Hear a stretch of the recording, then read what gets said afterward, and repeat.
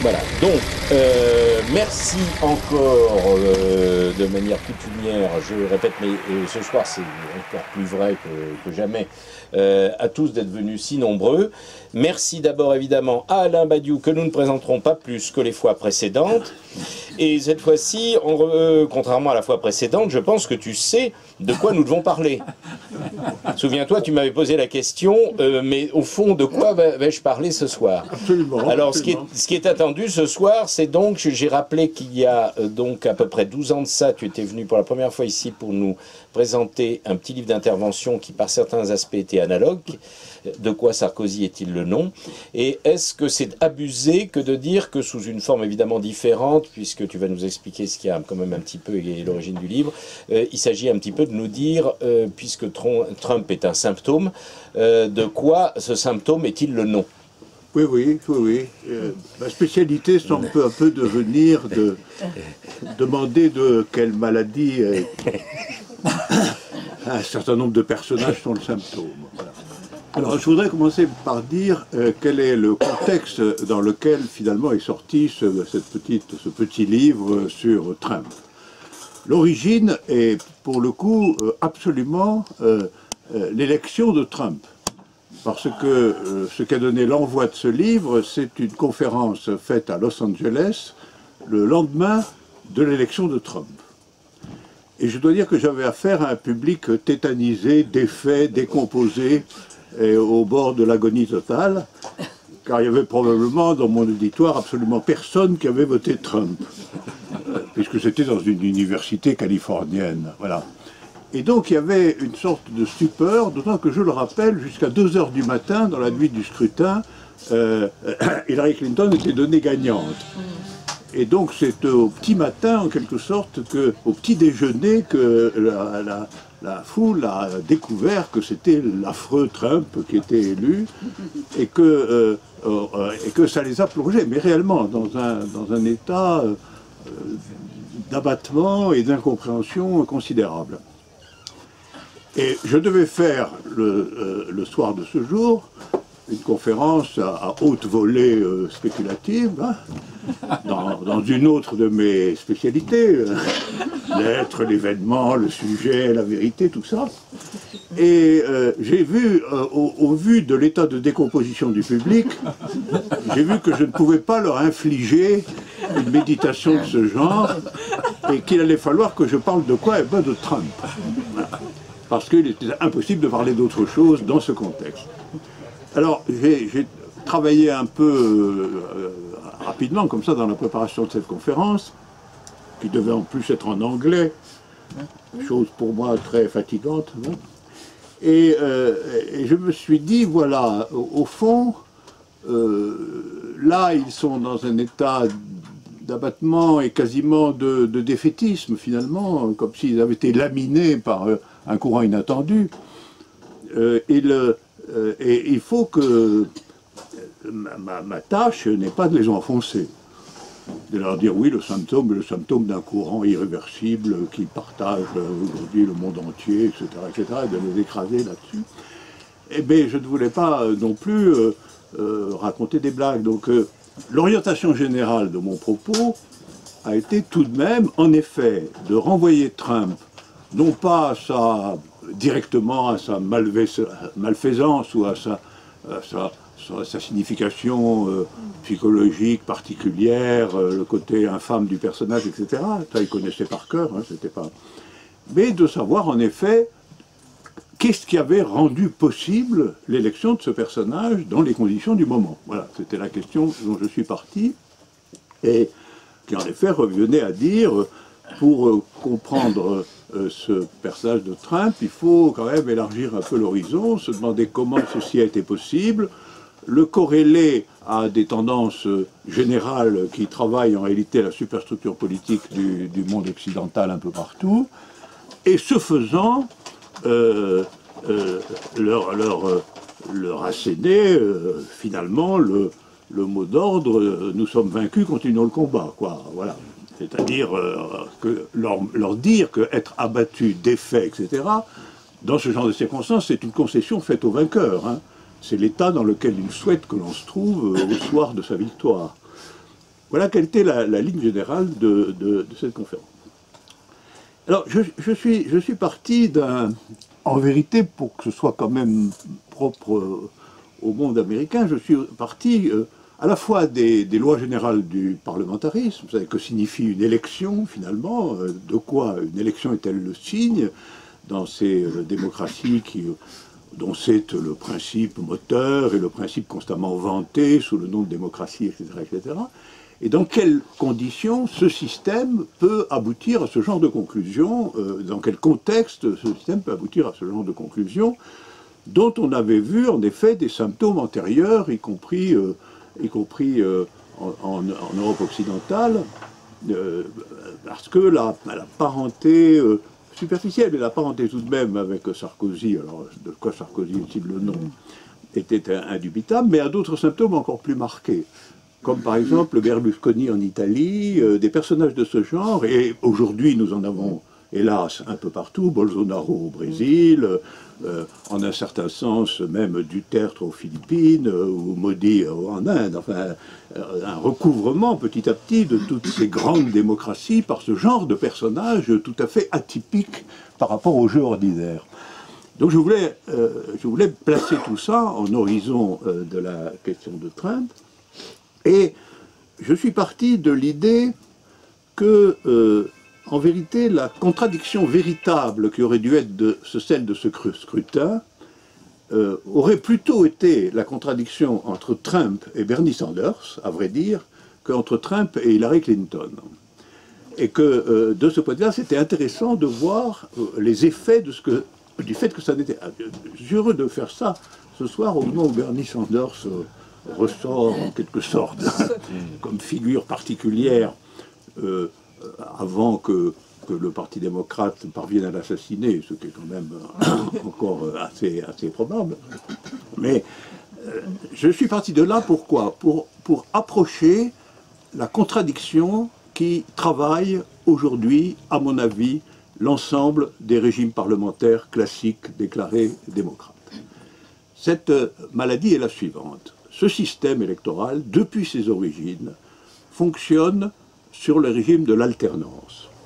Il fonctionne donc un peu partout dans le monde, avec deux regroupements politiques principaux, qui s'appellent la gauche et la droite, qui s'appellent les travaillistes et les conservateurs, qui s'appellent les démocrates et les républicains, qui a donc toute une série de nominations particulières, mais qui en fait revient à quoi ? Eh bien, revient à accepter, à un système politique qui accepte que des équipes différentes et qui se sont électoralement affrontées puissent alterner dans l'exercice du pouvoir, l'une étant toujours un peu, en quelque sorte, le recours de l'autre. Non, ces deux tendances ne sont pas réellement opposées quant au fond. C'est ça qui fait que le système fonctionne, naturellement. Si elles étaient opposées quant au fond, naturellement, celui qui est au pouvoir n'accepterait pas que l'autre lui succède tranquillement. Ça, c'est une évidence. D'ailleurs, chaque fois que s'insère dans le jeu un parti qui n'est pas tout à fait conforme à ce principe d'alternance pacifique, si je puis dire, il est marginalisé ou considéré comme une exception. Donc, cette machine politique requiert en réalité un accord fondamental, mais non proclamé ouvertement, ou plus ou moins masqué, sur le fait qu'on ne changera pas l'ordre des choses en son fond, et des différences particulières, localisées, réformatrices ou conservatrices, qui en effet s'affrontent dans le jeu électoral. Et ce principe de la binarité est essentiel. C'est-à-dire que le principe de la binarité fait que toute élection est au fond commandée par la question de savoir lequel des deux groupements va exercer le pouvoir dans la séquence qui s'ouvre. Alors, ce système semble aujourd'hui déréglé en partie, un peu partout. Je signale qu'il l'est en France de façon particulièrement visible.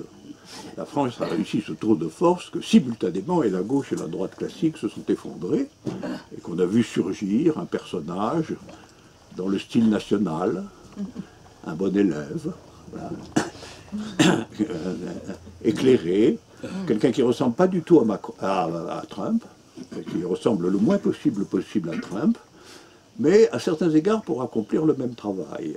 Oui. Il faut bien voir ça, à échelle mondiale pour accomplir le type de même travail, c'est-à-dire dans le cas français, la liquidation de tout ce qui a été mis en place à l'issue de la Deuxième Guerre mondiale et qui n'était pas conforme aux principes parlementaires véritables. Parce que ça comportait des transformations qui n'étaient pas radicales, on n'était pas dans un pays communiste, mais qui comportaient des transformations régulièrement considérées comme inacceptables, en particulier des nationalisations massives de secteurs fondamentaux de l'économie, y compris le circuit bancaire. Et le programme qui est le nôtre aujourd'hui, si je puis dire, c'est de défaire tout cela, y compris de revoir la question de la sécurité sociale, y compris de revoir la question des retraites, comme on sait aujourd'hui dans la bataille qui est en cours, etc. Donc de démolir ça. Et il est tout à fait intéressant de voir que cette démolition n'a pas pu être confiée à un des partis traditionnellement opposés dans le jeu parlementaire en France. Il a fallu en fabriquer un, en toute hâte, si je puis dire, les deux autres étant fatigués. Et alors pourquoi était-il fatigué? Eh bien, principalement, à mon avis, je parle de la France, mais ne vous inquiétez pas, je vais revenir à Trump. Et il était fatigué parce que, d'une certaine manière, il était finalement admis, beaucoup trop admis, que la gauche ne faisait pas grand-chose de différent de la droite. Or ça, c'était insuffisant comme principe d'alternance pour faire des réformations, des réformes vraiment importantes, radicales, qu'elles soient de droite ou de gauche d'ailleurs. Le système ancien était fatigué, et dont l'incarnation de cette fatigue a pris le nom de Hollande, mais elle aurait pu en prendre un autre. Hollande qui a déjà considéré de son propre aveu comme tout à fait difficile et presque extraordinaire de ne rien faire du tout. C'est dire que la situation, en effet, était bloquée, parce que le jeu traditionnel de la gauche ne pouvait pas être qu'on ne fait rien. Il fallait faire au moins des bricoles. Hein. Mais rien, c'était tout de même inadmissible. Voilà. Alors si on prend maintenant, on revient à la situation américaine, la maladie parlementaire est de toute évidence la même en réalité. C'est-à-dire, elle est fondée sur les déceptions consécutives provoquées par les gouvernements démocrates, parallèles aux déceptions provoquées par les gouvernements socialistes. Il faut en particulier savoir que, notamment dans le monde justement qui était si désastreux au moment de l'élection de Trump, il y avait toute une série de gens qui avaient énormément attendu de Obama et qui n'avaient pas été entièrement satisfaits, à vrai dire, par la virulence, l'assaut, la force de ce que Obama avait fait. Obama avait été une gauche traditionnelle, un peu en bout de course, capable de faire des petites choses, mais finalement sans toucher aux points les plus importants de la situation. Et que donc, il y avait un discrédit porté sur ce qu'on pourrait appeler l'état-major normal du Parti démocrate. Et que ça s'est vu lors des primaires, je parle du scrutin précédent, par le fait qu'un personnage atypique comme Bernie Sanders, qui soit dit en passant, n'est pas un foudre de guerre de la révolution bolchevique. Hein. Loin de là. C'est un social-démocrate modéré, au maximum. Mais un social-démocrate modéré, c'est un personnage déjà atypique dans le paysage américain. C'est un paysage atypique dans le paysage américain, même s'il est intégré à l'univers. Donc il y avait ça d'un côté, comme un symptôme du côté des démocrates, qu'en fin de compte, beaucoup de gens, en particulier la quasi-totalité de mes amis, ont voté pour Hillary Clinton, mais du bout des lèvres. Hein. Ils n'étaient pas du tout satisfaits de ce retour, au fond, à l'establishment traditionnel démocrate. Ils étaient tous plutôt du côté de candidature de type Bernie Sanders. Et du côté du parti républicain, il s'est passé en réalité un phénomène un peu symétrique, c'est-à-dire que c'est l'extrême droite du parti qui l'a emporté, contre, au fond, les pratiques semi-consensuelles qui étaient celles traditionnelles du Parti républicain quand il venait au pouvoir en alternance après le Parti démocrate. Donc on a des symptômes de dérèglement très semblables que je résumerai ainsi. Le traditionnel jeu à deux est en train de se transformer en un jeu à 4. Voilà. Il y a le traditionnel jeu à 2, c'est-à-dire, grosso modo, un parti conservateur et un parti réformiste, d'accord sur l'essentiel, mais en désaccord sur des points conjoncturels. Ce système qui est le fondement même du parlementarisme occidental, ce système est déréglé par l'apparition inégalement symétrique, mais tendanciellement symétrique, de ce qui est considéré parlementairement comme une extrême droite, et de ce qui est considéré aussi parlementairement. Ce sont des critères parlementaires, hein, j'insiste, ce ne sont pas des critères idéologiques forts, mais qui est considéré aussi parlementairement comme une anomalie, à savoir une extrême gauche parlementaire. C'est pour ça que j'ai tenté de dire dans mon livre qu'au fond, il aurait été normal que le conflit, lors du précédent scrutin, soit finalement un conflit entre Trump et Bernie Sanders. Ça aurait été au fond peut-être le salut du système dans son ensemble, qui aurait considéré que pour cette fois, il fallait dans ce jeu tendanciellement à 4, régler le compte des extrêmes en faisant que ce soit eux qui s'affrontent. Ça va peut-être se produire, d'ailleurs. Hein? Ça va peut-être finalement se produire. C'est pas exclu. Mais c'est... bah oui, mais si tu me dis ma conclusion... Désolé. Il est terrible. Je couperai.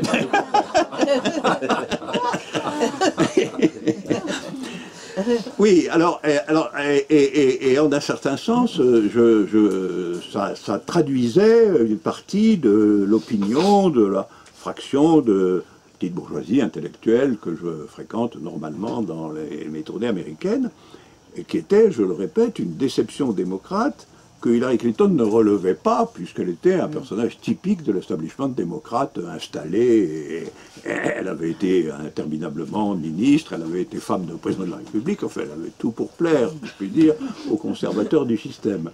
Mais, et de l'autre côté, il faut quand même voir que Trump était un personnage atypique du côté républicain, indubitablement. D'ailleurs, les républicains continuent à le porter, à le soutenir, parce que c'est une nécessité absolue pour qu'il reste au pouvoir.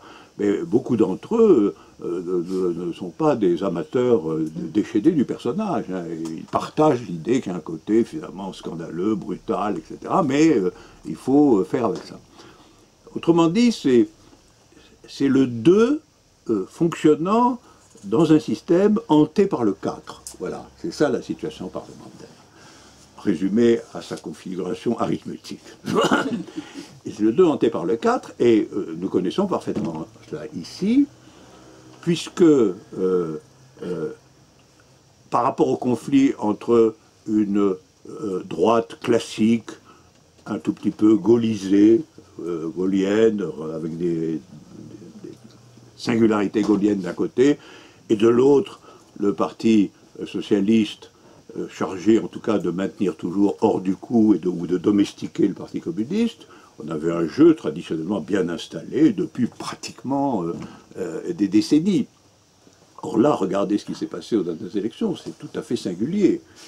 Le candidat est un candidat qui n'est le candidat expressément d'aucun parti, se déclare de gauche et de droite, je suis à gauche et à droite, ce qui est une négation du système parlementaire, ça, de se présenter en disant qu'on est de gauche et à droite. Sinon que De Gaulle l'avait fait, justement. Il s'était aussi présenté comme étant au-delà de la gauche et à droite, mais je rappelle que c'était à l'issue d'un coup d'État militaire. C'était pas du tout une situation parlementaire normale, l'arrivée de Gaulle au pouvoir. On l'a oublié, parce qu'il s'est fait pardonner, en quelque sorte, mais il est arrivé à la pointe des baïonnettes, à la saisie du pouvoir. Et c'est quand on arrive brutalement, comme ça, qu'on peut dire qu'on n'est ni de gauche ni de droite, parce qu'on est à l'extérieur du système.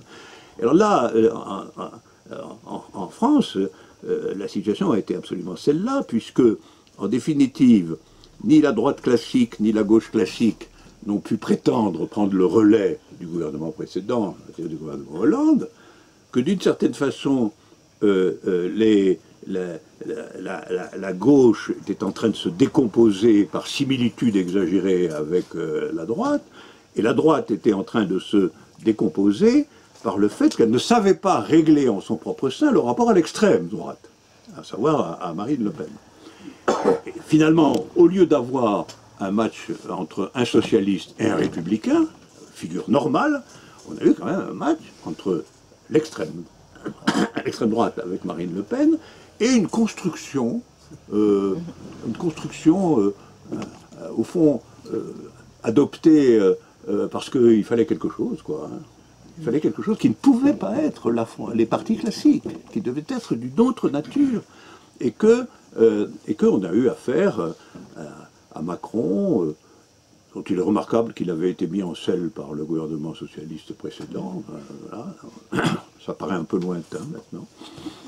Et puis, on a eu Macron, et on a eu Macron qui a fabriqué un parti en quelques mois. Ça, c'est un signe quand même tout à fait frappant de rupture. C'est-à-dire que c'est pas, aucun des partis traditionnels n'était en état de prendre le pouvoir, il a fallu le fabriquer. Et nous voyons aujourd'hui que c'était un produit rapidement fait. D'assez mauvaise qualité. C'était un produit d'assez mauvaise qualité. Mais qu'est-ce que vous voulez? Il a fallu faire vite. Hein. Il a fallu faire vite. Et alors nous avons ce produit de mauvaise qualité, et quand même le fait que l'élection s'est décidée entre ce produit de mauvaise qualité, improvisé, et l'extrême droite, était une situation électorale absolument atypique. Absolument atypique. Plus atypique encore que la situation électorale américaine. Alors en fin de compte, on sait ce qui s'est passé, tout ce décor mis en place, Trump l'a emporté, et il l'a emporté pour une raison tout à fait essentielle, qui joue aussi en France assez largement en faveur de Marine Le Pen, c'est l'étendue de la désindustrialisation de régions classiquement ouvrières. Alors nous entrons dans la part sociologique de la chose, tout à fait significative et importante. Ce sont les régions ouvrières du nord-ouest, les régions ouvrières du nord-ouest des États-Unis qui ont fait de façon inattendue le succès de Trump. Ça n'est pas resté confiné dans les régions traditionnellement réactionnaires, mais ça a gagné précisément, mettant à profit une désindustrialisation très importante aussi dans toute cette région, mettant à profit le fait qu'il y avait là une population de chômeurs, de gens qui en voulaient à la gauche traditionnelle de ne pas les avoir sauvés, en fait tout ce que nous connaissons aussi dans le nord et l'est de la France aujourd'hui, qui sont devenus en partie des bastions du parti de Marine Le Pen. Donc là aussi, il y a des phénomènes comparables dans notre pays et dans les États-Unis concernant l'effet du transport, si je puis dire, vers l'Asie, d'une grande partie de la force de travail ouvrière nécessaire au profit capitaliste mondial. Alors ça mériterait une analyse à soi tout seul. C'est le cœur du problème. C'est-à-dire que pour que le taux de profit ne baisse pas trop, il a fallu, si je puis dire, délocaliser la classe ouvrière. C'est-à-dire la faire, c'est pas qu'elle ait disparu, mais elle est massivement installée dans les pays asiatiques, où évidemment on peut travailler 12 heures pour des salaires très bas, ce qui n'est absolument pas comparable à ce qui peut être fait ici. Et comme le système général est mondialisé, on bloque là une certaine baisse du taux de profit, tout simplement par la méthode traditionnelle qui combine le chômage d'un côté et de l'autre côté une classe ouvrière extrêmement mal payée et massivement rassemblée dans certaines régions qui, pour des raisons historiques, sont des régions défavorisées. Donc il y avait tout ça, et le succès de Trump, c'est le succès, des tréfonds de l'Amérique réactionnaire traditionnelle, qui existe dans des régions entières, à laquelle s'est venue s'ajouter une nouvelle clientèle qui a fait le succès dans certains États, puisque je rappelle que l'élection se fait par État et non pas d'emblée au niveau national. Ça a permis la conquête par Trump d'un certain nombre d'États qui avaient comme figure d'être des États désindustrialisés. C'est aussi pour ça qu'une partie du discours de Trump est un discours national économique. C'est-à-dire un discours, nous allons rétablir la grandeur économique et la suprématie économique des États-Unis, qui a été finalement abandonnée au profit de ces lointains Chinois qui finalement viennent nous manger la soupe. Alors, tout ça a marché, mais tout ça a des bases objectives, a des bases réelles. Donc ce n'est pas une espèce de folie parlementaire. Et il m'a fallu donc un peu, l'un dans l'autre, expliqué tout ça lors de cette conférence. Et alors, ce que je leur ai tenté de leur dire, c'est que il fallait qu'ils tirent les leçons de ça, en tout cas. C'est-à-dire, il fallait qu'ils aient cette analyse en tête, au lieu de pleurer quand même. Parce que pleurer, ça va bien un moment. Enfin, en politique, c'est pas une activité très féconde. Hein. Ils étaient tous là, comme ça, dans Trump, c'est pas possible, etc. Et j'avais constitué le cadre à l'intérieur duquel ils pouvaient réfléchir les choses. Alors là, pour compléter cette analyse, j'ai été le témoin direct entre les deux conférences que j'ai faites. J'en ai fait une à Los Angeles et l'autre à Boston 2 semaines après. J'ai le témoin direct de quelque chose qui, à mon avis, avait son importance. Je suis allé à une conférence de bilan de l'élection faite par Bernie Sanders à Boston, devant un public qui était typiquement le public de Bernie Sanders, c'est-à-dire énormément de jeunes, en particulier des secteurs éduqués, enfin de jeunes étudiants, plus un certain nombre de militants des opuscules gauchistes qui existent aux États-Unis. Enfin, et cette conférence de Bernie Sanders m'a beaucoup frappé pour 2 raisons.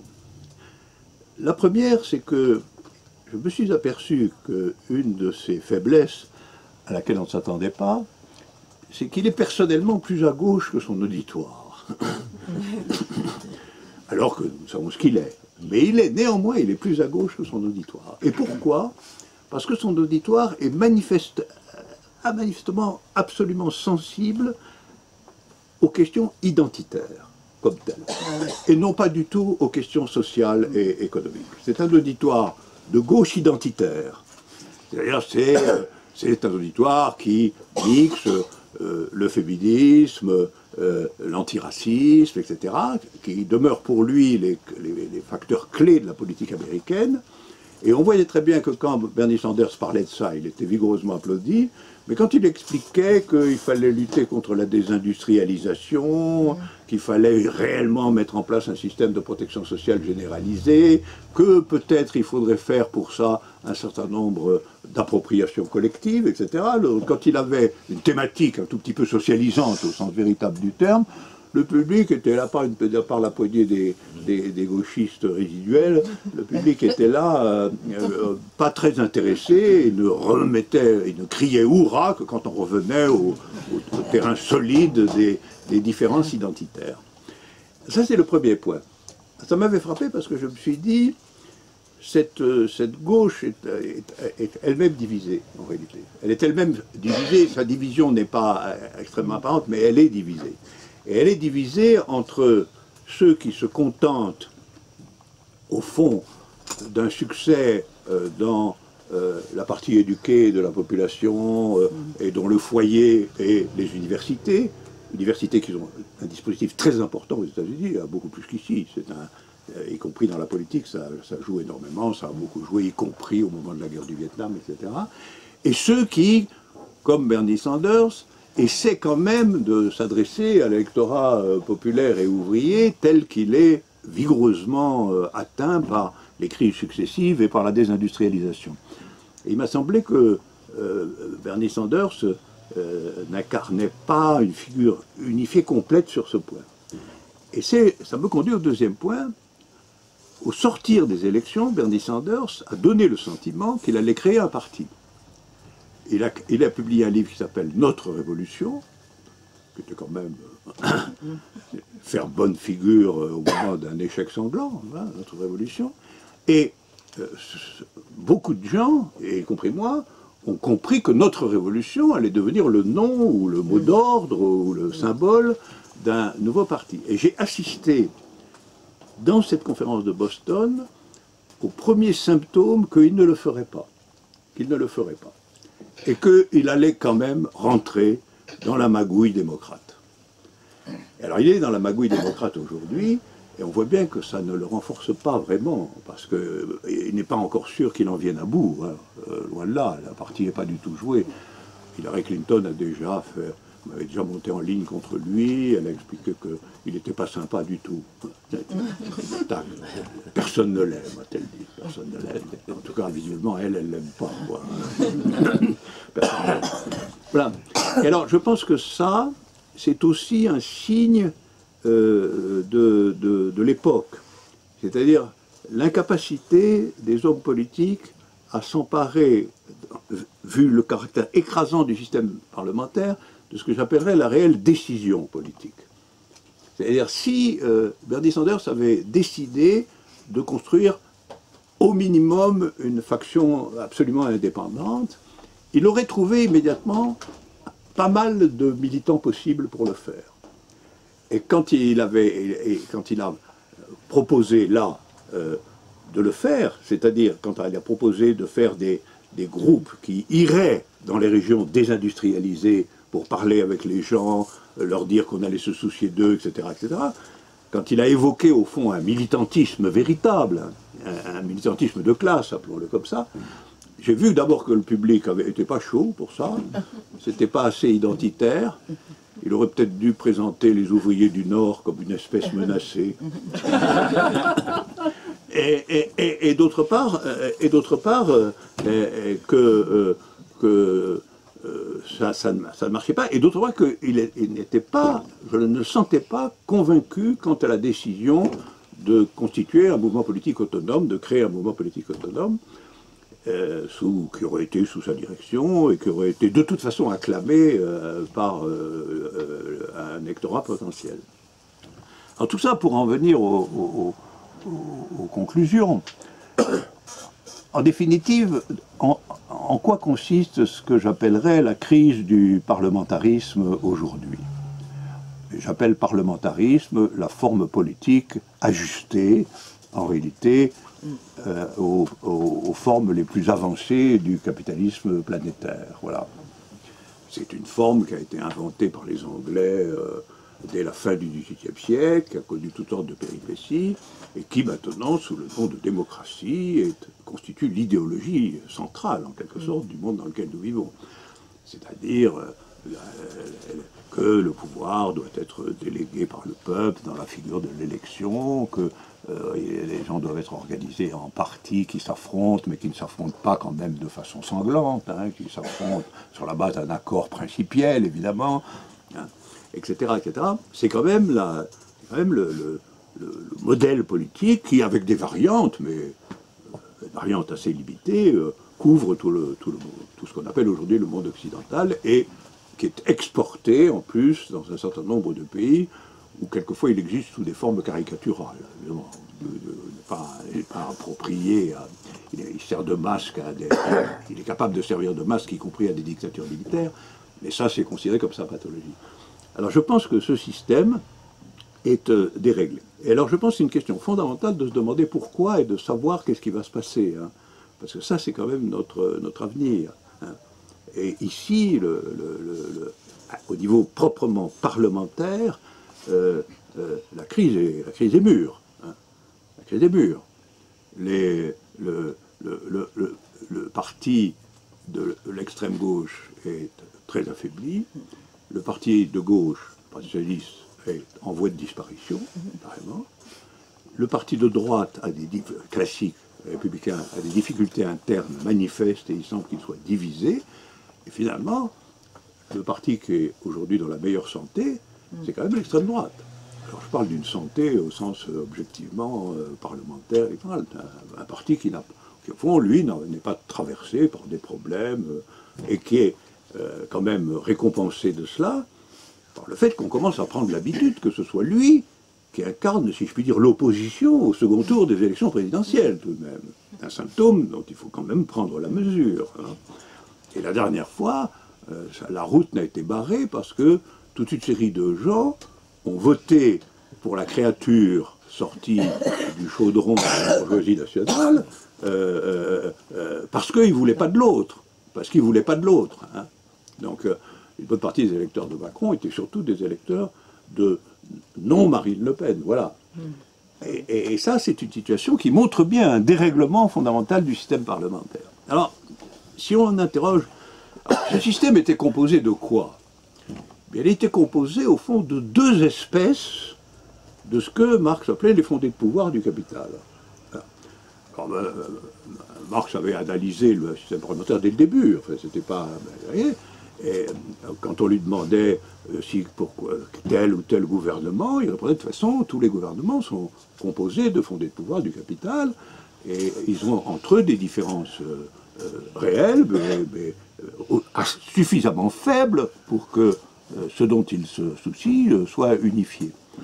Et alors, pourquoi y a-t-il aujourd'hui, c'est la question sous sa forme la plus abstraite, pourquoi y a-t-il aujourd'hui une crise de ce système des fondés de pouvoir du capital du point de vue de la gestion politique des affaires? Et c'est une difficulté qui semble s'aggraver depuis les années 80-90. Et j'y insiste, à échelle planétaire, avec des formations qui peuvent aller, qui recouvrent Trump, qui recouvrent Macron, mais qui recouvrent Salvini en Italie, qui recouvrent Bolsonaro, etc. C'est-à-dire l'apparition de personnages excentriques par rapport au système qui était le système d'honorables fondés de pouvoir du capital, se partageant les difficultés de la situation. Voilà. Alors, je verrai, mais je ne suis pas sûr que j'ai fait le tour de la question, ni qu'il soit facile de le faire, parce que c'est quand même une conjoncture présente. La première chose que je vois, c'est que il y a quand même aujourd'hui une aggravation considérable d'une forme de contradiction systémique interne à la gestion capitaliste des affaires, qui est que nous avons une mondialisation grandissante des affaires du capitalisme lui-même, une mondialisation qui va jusqu'à ce dont j'ai parlé tout à l'heure, c'est-à-dire le déplacement des pôles de production et des masses ouvrières dans des régions qui ne sont pas les régions occidentales, des intégrations massives des circuits financiers, la mise en question éventuelle de l'hégémonie monétaire du dollar, des choses comme ça, qui constituaient quand même la base. Et cette mise en question consiste en une mondialisation de plus en plus affichée, qui fait que... Et elle n'est pas suivie par une mondialisation parallèle de la politique. L'économie est mondialisée, mais encore aujourd'hui, la politique ne l'est pas vraiment. Elle ne l'est pas parce qu'elle maintient le système national comme référent premier. Alors le système national, vous me direz, oui, mais il y a l'Europe. Oui, mais l'Europe, c'est un bricolage sur le système national, ce n'est pas son évacuation mondiale. Les grandes puissances mondiales, la Chine, les États-Unis, restent fondamentalement nationales, et elles restent par conséquent internes à l'espace des rivalités impérialistes. C'est-à-dire que l'impérialisme, dans sa figure de stade suprême, a fabriqué quand même une mondialisation planétaire du dispositif de circulation des marchandises, mais a maintenu des rivalités systémiques au niveau de la politique de gestion de tout ça. Autrement dit, les fondés de pouvoir ont affaire à un système international et ont affaire à une clientèle qui reste nationale. On pourrait dire aussi que c'est une contradiction entre les logiques strictement comptables et les logiques qui continuent à porter une charge identitaire. Alors que la charge identitaire, que ce soit le nationalisme ou toute autre forme identitaire.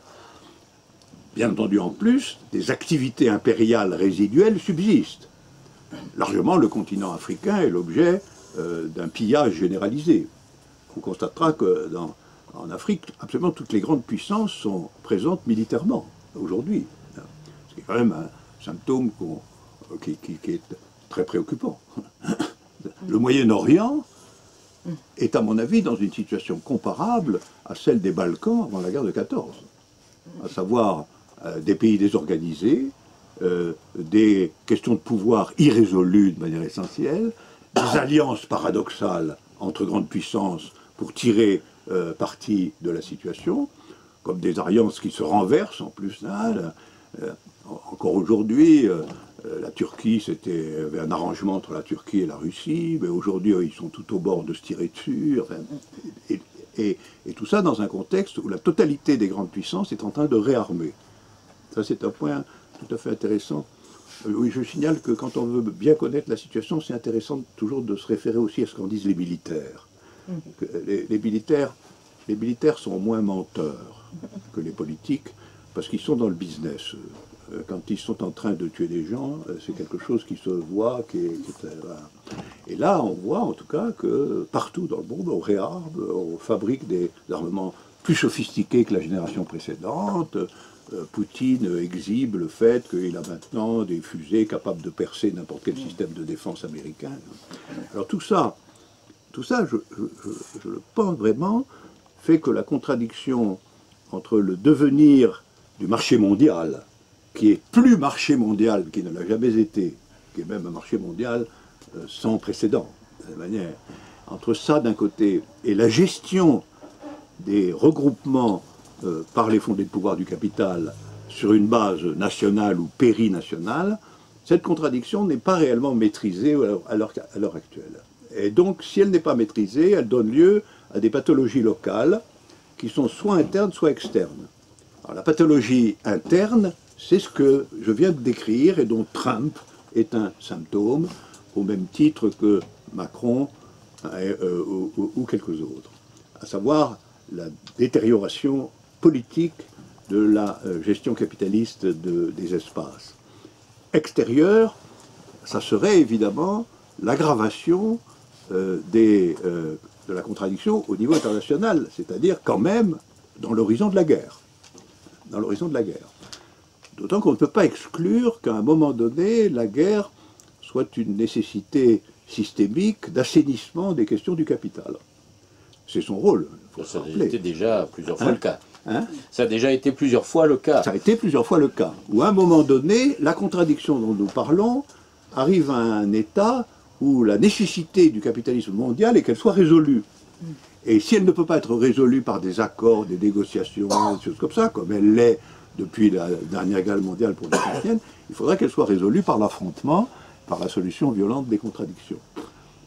Ce qui crée évidemment, cette hypothèse crée une difficulté supplémentaire. Alors comment gérer un pareil risque, etc. Et enfin, tout ça se passe dans un affaiblissement considérable de la proposition d'une alternative systémique. Voilà. Alors ça, c'est le dernier point. En dernier ressort, le système parlementaire a été aussi un système bâti un peu partout pour créer une force de défense suffisamment opaque contre la montée du projet communiste. Ça s'est avéré quelque chose qui est efficace à la fois négativement et positivement. C'est-à-dire que les forces communistes soient contenues à l'extérieur de la gestion du territoire par le système parlementaire, les contraint quand même à des longues périodes de stagnation politique, et si elles choisissent d'être intérieures complètement au système parlementaire, ça produit une corruption irrémédiable. Donc ni dedans ni dehors, pour des forces radicales, n'ont jusqu'à présent trouvé leurs normes. À l'extérieur, c'est la tentation gauchiste de dire tout pour la révolution, tout pour l'insurrection, etc., mais dans des conditions qui sont généralement non propices. Et à l'intérieur, c'est finalement, ce qui est important, c'est de gagner des voix à la prochaine élection. Mais ça n'a jamais fait non plus des miracles. Alors vous voyez, l'ensemble de ces symptômes sont des symptômes de crise interne, externe, mais dont le support latent est une désynchronisation, si je puis dire, entre le devenir international des choses et son devenir national, qui crée nationalement des pathologies. Si vous prenez Macron, par exemple, mais il a pour logique, lui, de soumettre réellement l'ensemble de l'économie française aux lois du marché mondial. C'est ça qui est son obsession. On le voit même quand on analyse ces il a en particulier une obsession irrépressible du du destin des investissements étrangers dans l'économie française. C'est un point qui est pour lui le baromètre véritable de la situation. Il est tout le temps en train de dire, mais si je fais ça, les investisseurs ne vont plus venir. Le symbole absolu a été que ça a été l'unique raison donnée à l'abolition de l'impôt sur la fortune. Pourquoi il fallait abolir tout de suite l'impôt sur la fortune? C'était des toutes premières mesures de Macron. C'était parce que, avec l'impôt sur la fortune, eh ben, on décourageait les investisseurs étrangers. Donc vous voyez, ça a à voir avec l'articulation du national et de la situation planétaire du capital. Mais en fait, compte tout ça reste peu organique, périlleux, et prend quand même la forme d'une crise de l'ajustement entre le caractère national de la politique et le caractère international du marché, dans des conditions qui sont des conditions de précarité et de crise potentielle. Et Trump, lui, pour revenir à lui, Trump, d'une certaine façon, n'est pas tant dans la question de se soumettre en quelque sorte aux impératifs mondiaux, mais de les transformer à son profit. Parce qu'il se considère, lui, ce que Macron est hors d'état de faire, comme la puissance dominante. Et en tant que puissance dominante, il l'est fondamentalement à cause de l'hégémonie du dollar dans les circuits financiers. Mais l'hégémonie du dollar est attaquée petit à petit par les rivaux effectifs des États-Unis. Et donc, on a cette figure étrange de Macron qui, de temps en temps, semble être non pas ouvert à la mondialisation déchaînée, mais protectionniste. C'est-à-dire, il a même dit qu'il allait rapatrier l'industrie américaine en Amérique. Ça, c'est ce qu'il faut qu'il raconte. Macron, tu as dit Macron, c'est Trump. C'était Trump, oui. Tout le monde a compris. Tout le monde a compris que... pas d'ambiguïté. Oui, là tu fais bien. Oui, mais enfin tout le monde a compris qu'effectivement on voyait bien que Macron n'essayait pas du tout de rapatrier l'industrie. Exactement. C'est pour ça que alors que Trump le fait, oui, clairement. C'est pour ça que c'était une bévue grandiose. et Trump, pour revenir à lui, a pour propos effectif. Pas si effectif de ça en vérité, parce que lui aussi est pris dans la contradiction en question, mais il a quand même des propos de type rapatriement de l'industrie dans les États-Unis, fermeture du marché, protectionnisme, une certaine dose de protectionnisme, appliquée notamment à ses propres frontières, y compris protectionnisme par rapport au flot de main-d'œuvre venu de l'Amérique latine, etc. Et donc, tout ça pour dire une chose, et je conclurai un peu là-dessus, tout ça pour dire que je pense qu'il est important, y compris pour les amis américains avec lesquels j'en ai longuement discuté, il est important de ne pas accorder une importance majeure aux aspects superficiels de Trump. Et moi j'avais prévu, je leur avais dit que à l'époque où ils pensaient que des attaques du type sa compromission avec les Russes, ses mœurs sexuelles, sa grossièreté, ou l'affaire du coup de téléphone à l'Ukrainien, où ils pensaient qu'avec ça on allait renverser Trump, c'était pas à la mesure du problème, vraiment. C'était pas à la mesure du problème. Ça, ce sont des aspects symptomaux qui ne vont pas au fond de l'affaire et qui ne permettent pas de la résoudre par conséquent. Et déboulonner Trump uniquement à partir d'une logique du scandale, c'est quelque chose qui n'a aucun avenir, d'autant que même quand le scandale a été utilisé contre Clinton, par exemple, ça n'a pas marché non plus. C'est pas, le parti tient bon par rapport au scandale, et donc il faut mener des offensives d'une nature tout à fait différente, qui soit de caractère politique. Et alors on retombe sur le fait que dans ce contexte-là, il faut avoir une perspective politique qui évidemment est celle qui est le moins à l'ordre du jour, c'est-à-dire une capacité à prendre des positions qui éclairent d'abord la situation et qui, deuxièmement, prennent des positions effectives par rapport à l'état actuel du capitalisme mondialisé. Et c'est pour ça que, si on revient au jeu à 4 qui se dessine, c'est le quatrième terme sur la gauche qui est le plus faible dans le jeu actuel. Et ça, si ça se maintient, si ça n'est pas transformé, mon hypothèse et que nous irons à la guerre. Parce qu'il n'y aura aucune force en état de s'y opposer véritablement. Tout le monde sera drainé, comme ce fut le cas en 14, beaucoup plus qu'en 40. Ça ne ressemblera pas à la guerre de 40, ça ressemblera à la guerre de 14. C'est-à-dire une guerre qui était déjà une guerre dont la systématique était le conflit entre les intérêts nationaux et les intérêts impériaux. Voilà. Et ça, je vois se dessiner quelque chose de comparable avec l'extension de zones de crise de plus en plus difficiles à contrôler par la gestion internationale, l'apparition de phénomènes de bandes armées anarchiquement reliés à telle ou telle des puissances locales, parce qu'on leur fournit des armes, il y a bien quelqu'un qui leur fournit des armes, l'apparition de personnages à la tête même des grandes puissances imprévisibles et qui, d'une certaine manière, sont le produit de la contradiction plutôt qu'ils ne sont ceux qui sont capables de la traiter ou de la dominer. Trump, c'est un symptôme de tout ça, c'est un symptôme d'un monde dans lequel, d'une certaine manière, les données fondamentales de la relation entre économie et politique sont gravement perturbées. Ce symptôme se répand. En un certain sens, y compris Johnson en Angleterre en est le dernier représentant, pas seulement parce qu'il est coiffé comme Trump,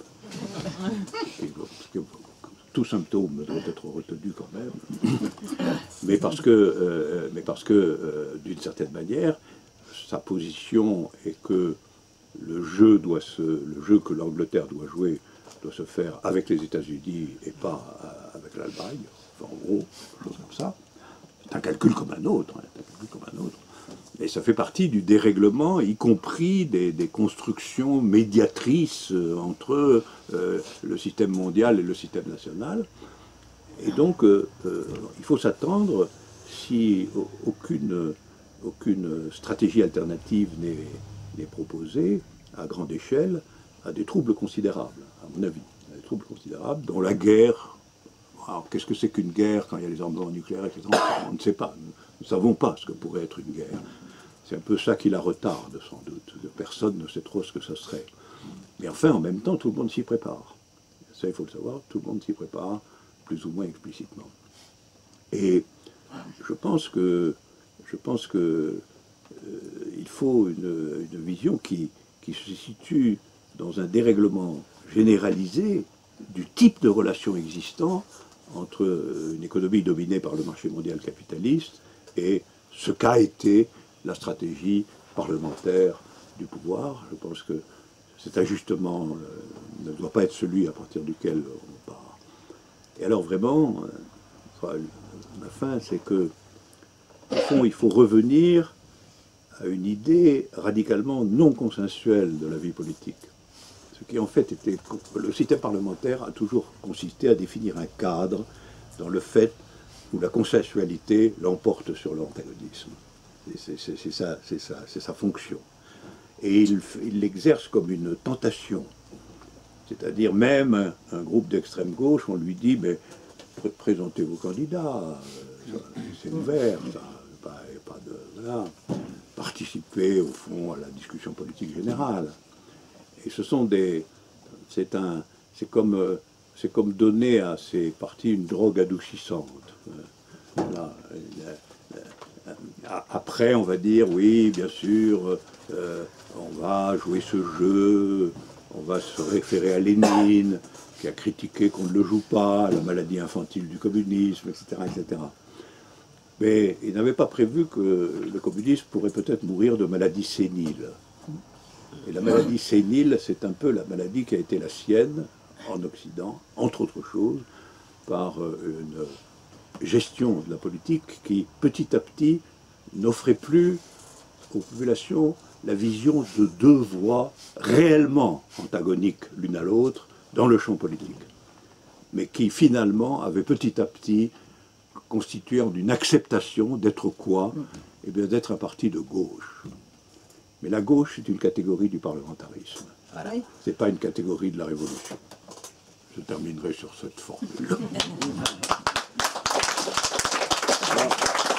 Je vais passer la parole au public, évidemment. évidemment, pour les questions. Moi, je vais utiliser brièvement mon privilège pour t'en poser une première, qui va simplement reprendre tes conclusions, sur lesquelles je suis évidemment... enfin, ne sera pas surpris que je sois d'accord, mais il me semble qu'il y a un point de symétrie, mais surtout de parallélisme entre les situations françaises et américaines que tu as évoquées, mais qui renforce encore ton inquiétude quant au caractère belliqueux des perspectives qui s'offrent. C'est que non seulement nous avons tous les traits analogiques que tu as évoqués, mais on observe que aussi bien aux États-Unis qu'en France, la part la plus réactionnaire sur ce plan-là, la plus belliqueuse, c'est clairement la gauche, voire souvent la gauche supposée la plus progressiste, c'est-à-dire une partie de notre extrême gauche,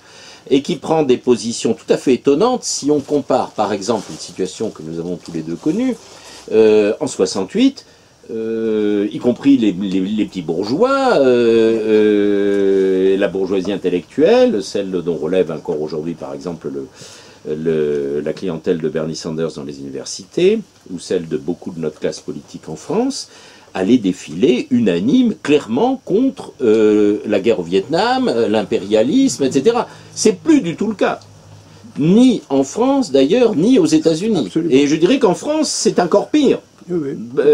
Et c'est la soi-disant gauche, la gauche parlementaire, qui prend des y compris par sa presse, ses intellectuels, ses organes de presse, je les ai suffisamment nommés ici. Alors ça, c'est un des premiers points, c'est qu'il y a ce côté que le parti le plus réactionnaire, c'est celui qui se qualifie de gauche, le plus réactionnaire au sens de belliqueux, et soutien surtout de la politique impériale au nom du libéralisme, au nom de la liberté, évidemment, ils appellent ça la liberté, contre ce qu'ils appellent le totalitarisme, qui est le faux-né de l'antitotalitarisme étant, comme on sait depuis pas mal de temps, le faux-né de l'anticommunisme.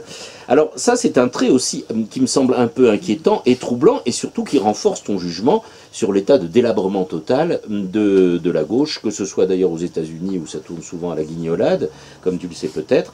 Un petit camarade Nat, qui est américain, ouvrier et marxiste, qui nous apportera peut-être un petit témoignage, mais en France, c'est absolument frappant.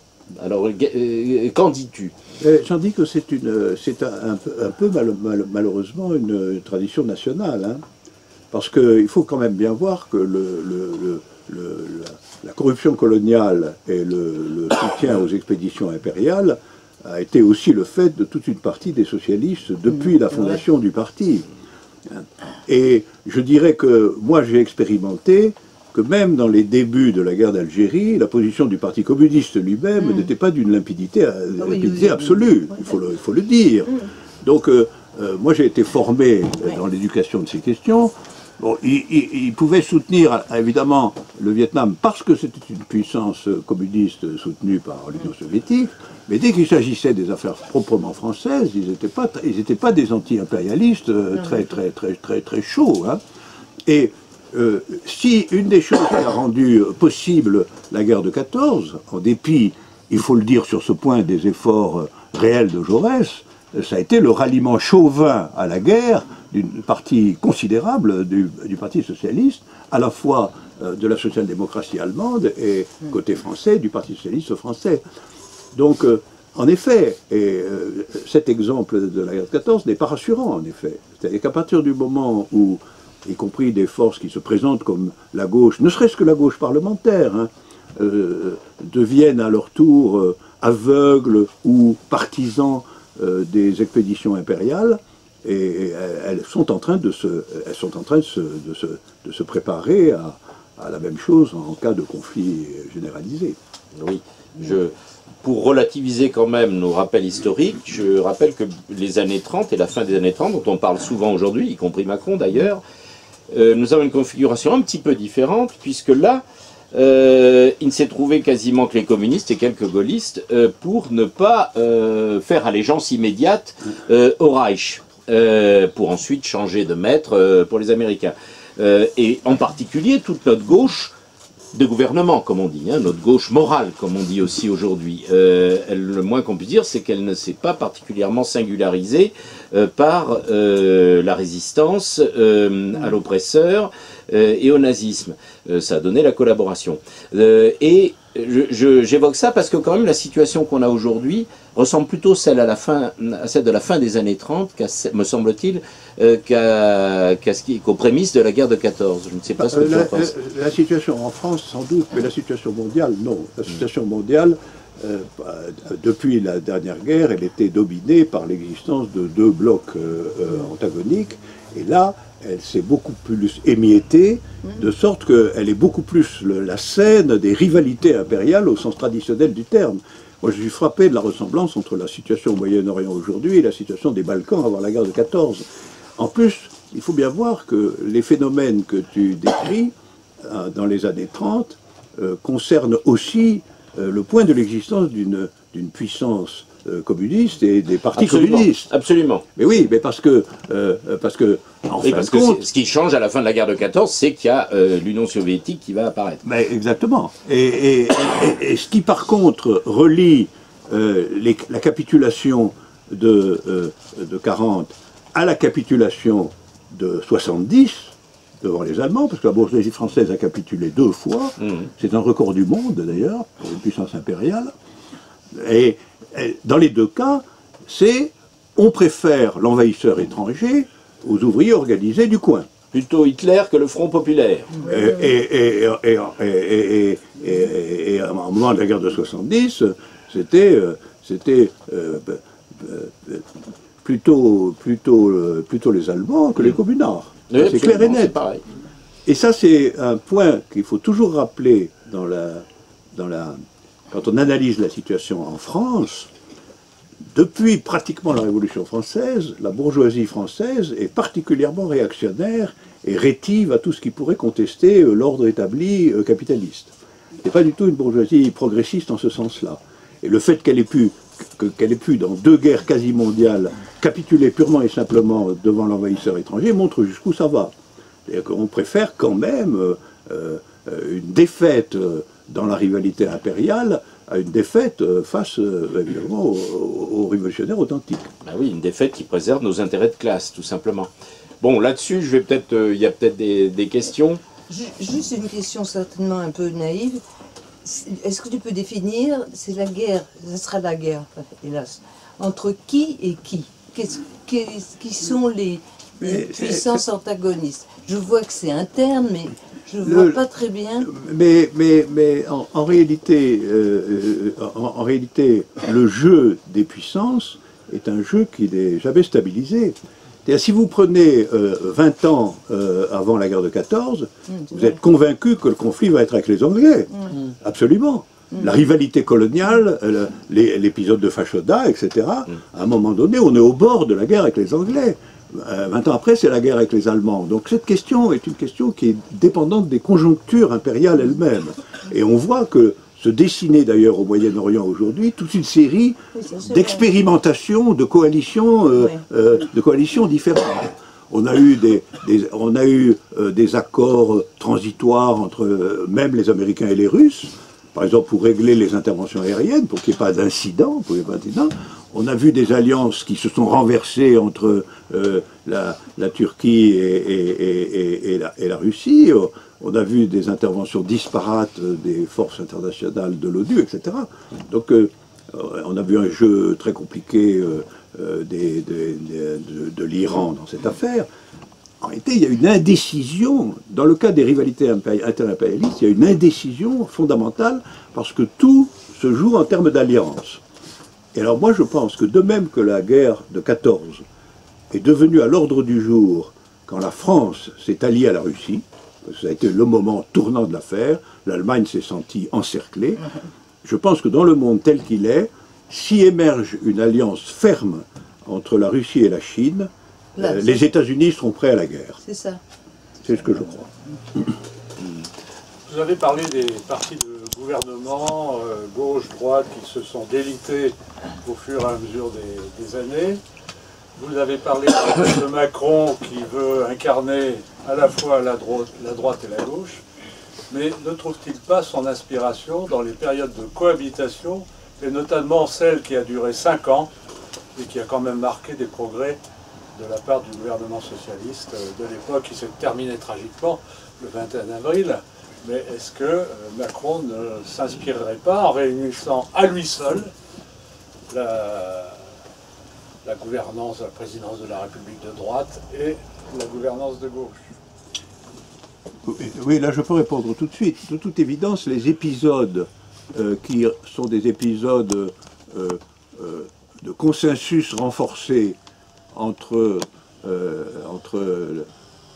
pour les appeler par leur nom, le Parti social-démocrate et le Parti bourgeois dominant, ponctuent toute l'histoire nationale. Ce n'est pas une nouveauté. J'ai rappelé que dans le système parlementaire tel que bien réglé, il y a un consensus derrière l'opposition apparente des deux blocs constitutifs. Entre les démocrates et les républicains aux États-Unis, il n'y a pas de différence de principe sur la gestion de la société. Et il est vrai que dans beaucoup de moments de son histoire, en France, entre la droite et la gauche, généralement communistes exclus, malgré tout, ou même consensus contre les communistes, il y a eu des accords plus ou moins formels, plus ou moins des concessions plus ou moins disparates entre le Parti socialiste et la droite, que c'était un phénomène normal du parlementarisme. Oui, on peut même ajouter que la cohabitation, au fond, c'est le cas rêvé, puisque en réalité, ils sont complètement d'accord. Donc la cohabitation, c'était un faux problème, d'ailleurs, comme l'histoire nous l'a montré. Oui, oui, la cohabitation. Quand on a parlé de progrès, je ne sais pas quel type de progrès on peut avoir observé, que ce soit pendant la période de cohabitation ou autre, d'ailleurs. Enfin, voilà, bon, ça dépend évidemment quels intérêts on défend. La notion de progrès est une notion assez évasive. Oui. Elle est soumise à bien des fluctuations. Oui. On peut considérer comme un progrès le fait qu'il y ait un consensus entre les partis opposés. Voilà. C'est l'apaisement. Ils sont déjà eux-mêmes considérés quand même comme étant les uns et les autres des partis démocratiques. Oui, et puis ça m'inspire une réflexion, je ne sais pas si tu l'as faite, parce que ça revient souvent, y compris dans les ouvrages, que je ne les citerai pas, de certains jeunes, on pourrait dire quasi communistes, ou en tout cas qui se revendiquent de gauche, d'extrême gauche radicale, et qui me parlent, y compris eux, de guerre sociale. On n'entend plus personne parler de lutte des classes. C'est quand même assez frappant, ça. Mais je vais d'abord laisser monsieur poser sa question. Non, monsieur qui est derrière vous. Pardon. Il y en avait d'autres. Voilà. Moi, j'avais deux questions. Je vais essayer de les formuler assez rapidement. Si le problème, tel que vous le diagnostiquez, trouve sa source d'abord dans le régime parlementaire, est-ce que ça veut dire que le premier combat politique serait un combat constitutionnel pour modifier le cadre justement dans lequel on peut rejouer la politique et ouvrir des perspectives en politique? Et ma deuxième question, ce serait, est-ce qu'on ne peut pas espérer et croire de nouvelles forces politiques émergent aussi avec justement ce qui est poussé à bout dans cette mondialisation, c'est aussi la communication entre les peuples, une conscience civile qui est de plus en plus planétaire, et puis les problèmes écologiques qui commencent à fédérer vraiment des voix de plus en plus fortes, y compris avec les 1000 signataires scientifiques pour la désobéissance civile. Donc est-ce qu'il n'y a pas aussi une nouvelle force politique, peut-être internationale, à prendre en compte c'est au XXIe siècle? Je complète la question en disant, est-ce qu'on ne peut pas en réalité considérer que ce sont des symptômes de l'effondrement justement de cette gauche, ce que monsieur évoque? Oui, du fait de leur nullité sur le plan de la conscience politique et de tout ce qui peut avoir un rapport avec la tradition de lutte des classes. Je serais moins dur que toi. Oui. Je serais moins dur que toi. Je serais moins dur que toi pour la raison suivante. En politique, l'ordre commence par le désordre. Ça, c'est une loi. C'est-à-dire qu'il faut d'abord qu'il y ait une conscience de certains états de crise de la politique. Il faut qu'à l'intérieur de cet état de crise de la politique soient activement formulées et prononcées des configurations intellectuelles novatrices. Hein. Et il faut qu'il y ait des petits groupes de militants de la chose, parce qu'on ne voit pas comment ils pourraient être énormes du jour au lendemain dans la nouveauté. Hein. Donc il faut considérer que la nouveauté se constitue dans un certain désordre des choses et naturellement dans une grande faiblesse de ce qui est en train de naître. Hein. Alors moi je pense, pour employer des grands mots, je pense que nous sommes effectivement dans l'orée d'une troisième étape du communisme. Il y a eu l'étape de sa fondation marxiste et de sa première forme d'existence. Il y a eu la forme de son expérimentation étatisée, principalement en Russie et en Chine. Et nous sommes maintenant ramenés à un nouveau commencement qui doit ouvrir une troisième étape de tout ça. Et je suis tout prêt à reconnaître que les choses sont tout à fait... mais elles se donnent précisément dans la structure même des expériences limitées et des grands désordres. C'est là que quelque chose peut apparaître et se constituer. Il ne faut pas oublier que quand Marx et Engels écrivaient le manifeste du Parti communiste, la caractéristique, c'est qu'il n'y avait pas de Parti communiste nulle part. Oui. Donc, attendons d'abord les manifestes, voilà, et puis voyons les groupes militants qui seront derrière ces manifestes et quels seront les compromis ou les absences de compromis, exactement comme le putsch que Marx et Engels ont fait lorsqu'ils ont transformé la Ligue en Ligue communiste en Angleterre. Enfin, tout ça suit des chemins extrêmement tortueux. En plus, l'existence d'une nouvelle voie, d'une réelle nouvelle voie, dans le domaine à la fois économique et politique, est une expérience dont nous savons maintenant qu'elle est extrêmement complexe, difficile, qu'elle connaît des séquences, et qu'elle est à l'échelle de l'invention d'une nouvelle forme d'existence de l'humanité tout entière. Ce n'est pas une affaire simplement de changer les partis politiques. C'est une affaire... Moi, quelquefois, mais en partie pour voir grand, quoi, je dis qu'il s'agit de sortir du néolithique, c'est-à-dire que c'est de sortir, au fond, du monde où le codage politique se fait à partir de propriété privée, famille et État, comme le disait Engels. Tant que ce qui veut dire, en fait, lutte des classes sur ces trois plans. Tant qu'on est sortir de ça, c'est la proposition communiste, elle est de sortir de ça, mais évidemment, ça se joue rarement à la prochaine élection. Alors, il y a donc le camarade Nat London qui... je vais vous repasser la parole juste après. Qui est donc, lui, c'est surtout le côté Trump qui voudrait évoquer, lui-même est marxiste, on racontera une autre fois le contexte, mais il connaît bien la situation pour des tas de raisons, puisqu'il a quitté les États-Unis à l'époque de Reagan pour être ouvrier chez Renault en France. Il est aujourd'hui retraité français, ouvrier chez Renault, et néanmoins militant actif des deux côtés de l'Atlantique, marxiste. Et il avait, d'après ce qu'il m'a dit, une remarque et une question. Viens, assieds-toi là-bas, comme ça on t'entendra mieux. Donc, moi j'étais ouvrier aux États-Unis d'abord dans l'agriculture et après dans la manutention des transports. Et en France, à Renault, dans la même chose. J'étais cariste et magasinier. C'est la même sorte de métier. Et juste c'est vrai, il y a une crise de parlementarisme ou des partis, mais c'est surtout le Parti démocrate. Ça, c'est le grand centre de crise. Et c'était le véhicule traditionnel pour piéger les travailleurs aux États-Unis. C'était les syndicats, tous les mouvements soi-disant progressistes, c'était toujours dans ça. Et pour expliquer l'origine de cette crise des partis, c'est des transformations importantes de la classe ouvrière dans sa condition de travail, dans sa condition de pensée depuis... Moi, j'étais ouvrier dans les années 60 ou 70. Il n'y a rien à voir maintenant.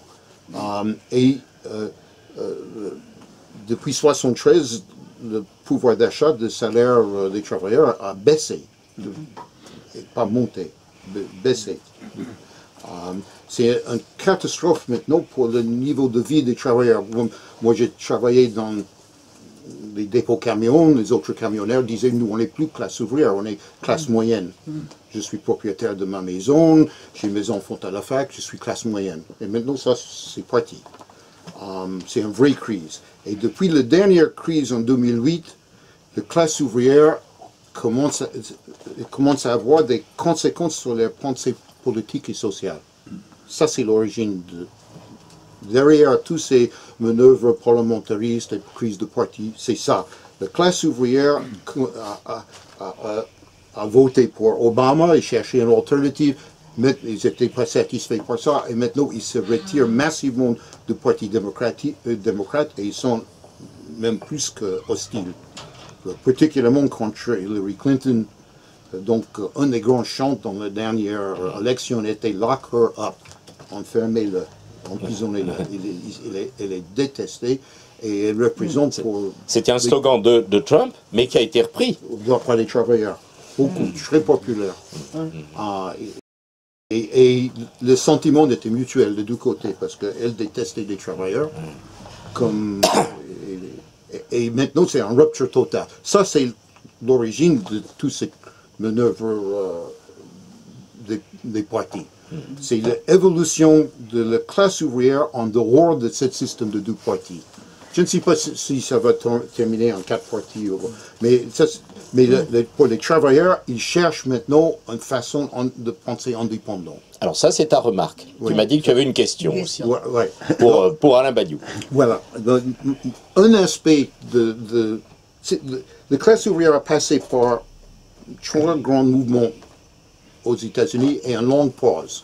Et les 3 mouvements, le mouvement pour détruire les syndicats, le mouvement pour détruire le système de ségrégation raciale et le mouvement contre la guerre de Vietnam, qui c'était pas que des étudiants.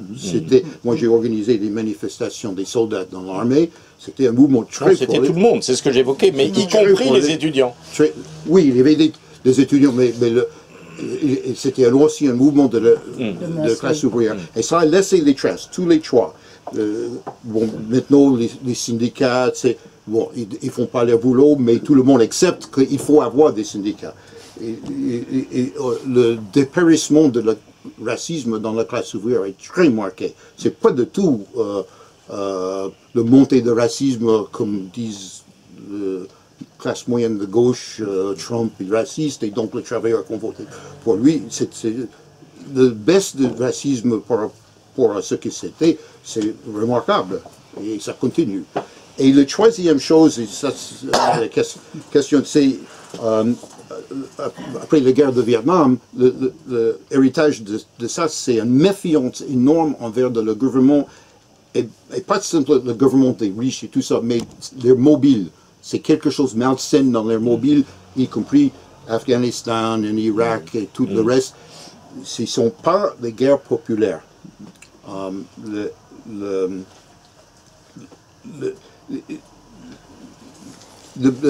Les motifs. Il est maintenant impossible même d'imaginer, et par une seule personnalité bourgeois ou d'autres, peut même suggérer de faire une armée de conscription militaire aux États-Unis. C'est politiquement et socialement impensable. Ce qui était le cas, il faut le rappeler pour ceux qui ne savent pas, au Vietnam. À l'époque du Vietnam. Et le niveau de degré de méfiance dans la classe ouvrière le rend impossible. Donc ils ont une petite armée de métiers et un énorme investissement dans la technologie pour supplier leur manque de personnes. Alors ta question. Ça c'est la question. Sur la question de la guerre, une guerre mondiale, il est maintenant les conditions politiques aux États-Unis, c'est impensable de faire une armée de métiers. C'est politiquement... Donc, comment on va faire un truc comme ça?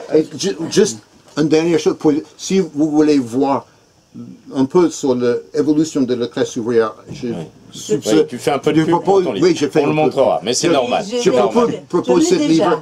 Voilà. Et il doit y avoir des exemples, je crois, ils sont là. Il y en a. Et ce livre va m'expliquer les changements dans le situation sociale. Donc, la question... Une guerre, tu as reconnu toi-même que ça semblait difficile d'en dessiner les contours, à quoi ça pourrait ressembler. ce qu'évoque Nat, c'est le fait que même aux États-Unis, et même si ces guerres ont lieu à l'extérieur des États-Unis, le sentiment populaire d'adhésion, à part justement dans notre classe de gauche, de gauche journalistique, qui est la même aux États-Unis d'ailleurs et en France et autres, il n'y a plus du tout de va-t-en-guerre. Et c'était les mêmes va-t-en-guerre qui étaient derrière Clinton et pas derrière Trump, et qui ont reproché à Trump ensuite de jouer petit bras. Alors ça, c'est une composante idéologique qui est importante. Oui, mais moi je constate qu'avant la guerre de 14, il y avait aussi de puissantes forces anti-guerre. Oui. C'était pas du tout, pour ne rien dire, avant la guerre de 40, et on voit ce que ça a donné. Oui. Donc les forces anti-guerre, elles existent à proportion de la conjoncture. Le fait qu'il n'y ait plus besoin de conscription n'est pas un phénomène américain, il n'y a plus de conscription en France non plus. Donc c'est en réalité le développement des systèmes qui font que les armées professionnelles à elles seules peuvent faire des dégâts sans commune mesure avec ce que pourrait faire une armée de conscription. Donc ça n'est pas une garantie, ça. Ça n'est pas une garantie. Et d'ailleurs, je suis frappé de voir que des guerres, il y en a. Oui. Des guerres, il y en a. Il y a des guerres qui durent quelquefois 20 ans ou 30 ans. Et je n'ai pas vu qu'il y ait l'équivalent contre ces guerres de ce qu'il y a eu contre la guerre du Vietnam. Donc la vérité, c'est que des guerres aujourd'hui peuvent être maintenues à longue portée et à longue distance sans que l'opinion publique soit véritablement avertie ou hostile, parce que ce sont des guerres professionnelles, justement. C'est-à-dire, elles retrouvent ce qu'était la tradition des guerres coloniales. Parce que les guerres coloniales, au XIXe siècle, étaient aussi des guerres professionnelles, et il y avait même des partis bourgeois qui étaient tout à fait hostiles aux guerres coloniales, qui pensaient que c'était des dépenses inutiles, etc., etc. Donc évidemment, moi, la configuration du rapport entre la scène mondiale et les nationalités ne prendra pas la même forme qu'avec la guerre de 14. Si j'évoque la guerre de 14, c'est parce que le problème est du même type. La solution militaire sera nécessairement, si elle est mise en l'ordre du jour, elle sera nécessairement vraiment différenciée. Par ailleurs, si on parle des sondages, on a fait des sondages sur la question de savoir, dans les populations planétaires, qui était prêt à mourir pour la patrie. Le pourcentage est en Occident extrêmement faible, ça c'est vrai. La France se distingue une fois de plus par un pourcentage absolument misérable.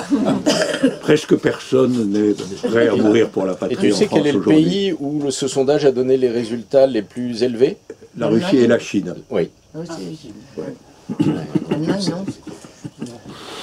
Et avec une position aux États-Unis, un pourcentage tout de même notablement supérieur à celui des pays européens. Question, alors monsieur qui avait une question depuis tout à l'heure, allez-y. Outre l'éclairage que M. Badiou nous a donné, remarquable, mais on savait l'étendue de son savoir et de son éclairage, moi je voudrais vous demander un complément d'information sur un point qui me taraude beaucoup. C'est l'ancien banquier qui vous parle. Quelle est votre position aujourd'hui sur l'influence de Wall Street et le monde financier qui est devenu dominant par rapport au monde économique, ce qui fait qu'un écrivain anglais, dont le nom m'échappe à l'instant, a parlé des somewhere et des anywhere, c'est-à-dire le somewhere, ceux qui habitent quelque part, et les anywhere, ceux qui font partie de la globalisation financière. Donc ma question c'est, comment on lutte contre ça? Est-ce qu'on va devoir avoir un Philippe le Bel pour détruire les Templiers à nouveau? Merci.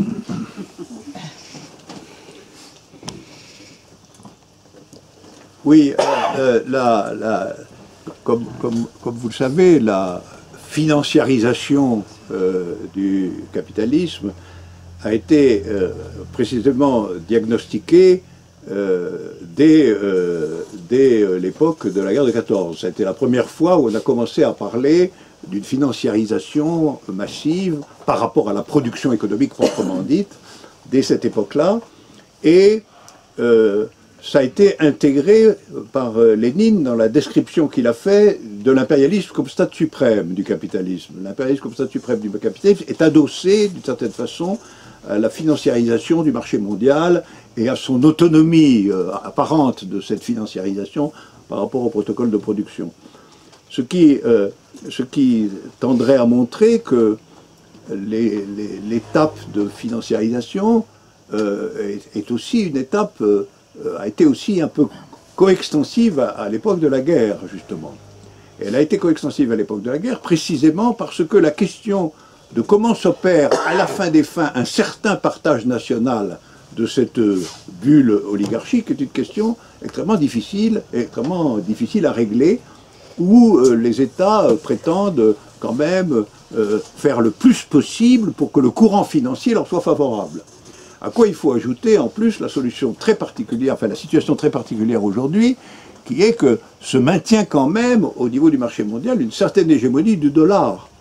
C'est-à-dire que les investissements en dollars restent dominants et la perte des investissements en dollars fait quand même reculer, y compris des grands groupes.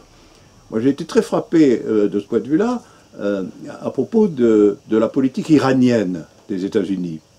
La politique iranienne des États-Unis a donné un exemple parfait de servilité des Européens par rapport à l'impératif américain. Les Américains ont déclaré qu'il y aurait des sanctions. Alors les sanctions, c'était des sanctions sur le dollar, justement. Ouais. C'était des sanctions qui porteraient sur les investissements en dollars. Ils ont menacé, au fond, des grands groupes de ne plus pouvoir manipuler des achats et des investissements en dollars. J'ai été frappé de voir que, en dépit de quelques protestations gouvernementales et de vagues tentatives de suppléer, en réalité, les grandes sociétés ont pratiqué le boycott de l'Iran. Un groupe gigantesque comme Total s'est retiré de l'Iran sous la menace, précisément, du gouvernement américain. C'est pourquoi je pense que la lutte contre la financiarisation ne peut pas être séparée, à mon avis, du mouvement général. Je pense qu'on ne peut pas la séparer du mouvement général, et en particulier en ce qui concerne les risques bellicistes, elle fait partie de la conjoncture. Ce qu'on peut peut-être espérer, c'est qu'il n'y ait plus que cette financiarisation traverse elle-même une période de crise par éclatement, par disparité. Les Chinois se sont lancés dans une compétition financière avec les États-Unis. Et alors, ce qui en adviendra, je n'en sais rien, mais l'hégémonie financière peut aussi déplacer l'architecture des grandes puissances et par conséquent définir des conflits différents. Mais je voudrais quand même revenir un peu sur un seul point. Je pense que aujourd'hui, ce qui est le plus important pour nous tous, c'est quand même la question de l'ouverture réelle de ce que j'ai appelé la troisième étape du communisme. C'est quand même ça le point clé. C'est le point sans lequel le glissement au pire est enclenché déjà. Et alors, je pense que ça suppose quand même qu'il y ait un minimum de réarmement idéologique. Un minimum de réarmement idéologique de ce côté-là. C'est-à-dire qu'on réactive la portée du marxisme, qu'on fasse des expériences en direction des représentants de la classe ouvrière, et en particulier de la classe ouvrière de provenance étrangère dans notre pays, qu'on fasse...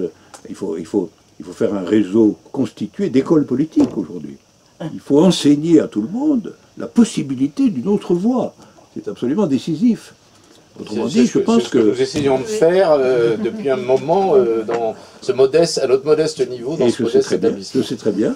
C'est bien pour ça que c'est ici qu'il faut le dire, et le redire Merci. Tout le monde, du moment que ça se passe. Mais je pense que certaines expériences montrent que c'est possible à une échelle qui est à une échelle de classe absolument diversifiée. C'est quelque chose qu'on peut parfaitement faire qui se fait à petite échelle, à Saint-Denis ou à Gennevilliers ou dans des endroits comme ça. Il faut quand même réarmer, si je puis dire, les ouvriers, les masses populaires, les intellectuels, tout le monde, il faut les réarmer dans la dimension qui leur permet de toucher du doigt où est le péril, véritablement. Où est le péril? Et ça, ça me paraît d'une importance considérable. Et je pensais